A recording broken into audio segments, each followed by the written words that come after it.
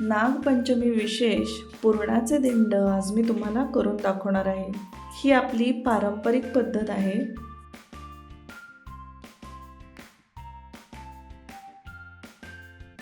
पुरणाचे दिंड करण्यासाठी सगळ्यात आधी आपण कणिक मळून घेऊया।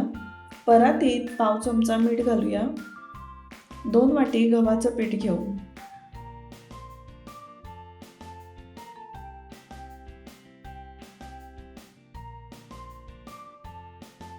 एक चमचा तेल घालूया।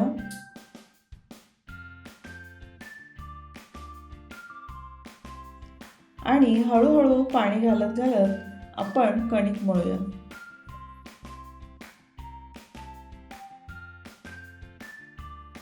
कणिक ही जास्त घट्ट पण मळायची नाही आणि जास्त सैलसर पण मळायची नाहीये। आता कमीत कमी 15 ते 20 मिनिट आपण कणिक मुरायला ठेवूया। आता तोपर्यंत आपण 4 ते 5 तास आधीच आपण 2 वाटी चणा डाळ ही भिजायला घातली होती। आता ती छान भिजलेली आहे, तर आपण कुकरमध्ये चणा डाळ शिजायला घालूया। 2 वाटी चणा डाळीला आपण 4 वाटी पाणी शिजण्यासाठी घालूयात। चवीनुसार मीठ घालू, छोटा अर्धा चमचा हळद घालू, 1 चमचा तेल घालू आणि आता कुकरला आपण 4 शिट्ट्या देऊन चणा डाळ छान शिजवून घेऊया। डाळ आता व्यवस्थित शिजलेली आहे। शिजलेल्या चणा डाळीचं पाणी चाळणीतनं गाळून घेऊया। आता चणा डाळ ही फुलपात्राने अशी दाबून घेऊया।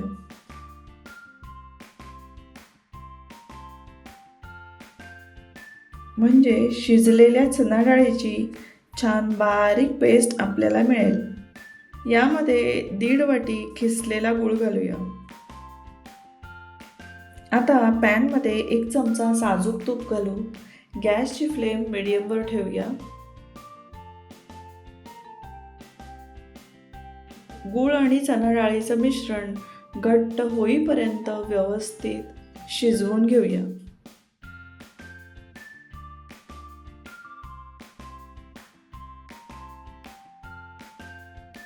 व्यवस्थित घट्ट झालं की यामध्ये 1 चमचा जायफळ पूड, 1 चमचा वेलची पूड घालू।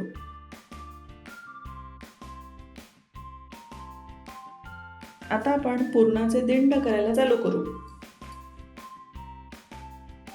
कणकेचा छोटासा गोळा घेऊ।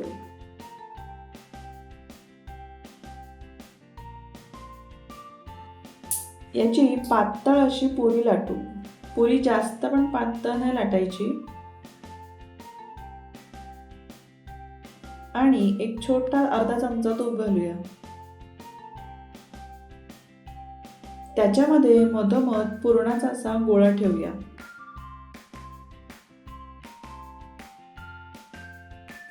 आणि अशा प्रकारे पुरणाचा दिंड हाताने बंद करून घेऊ।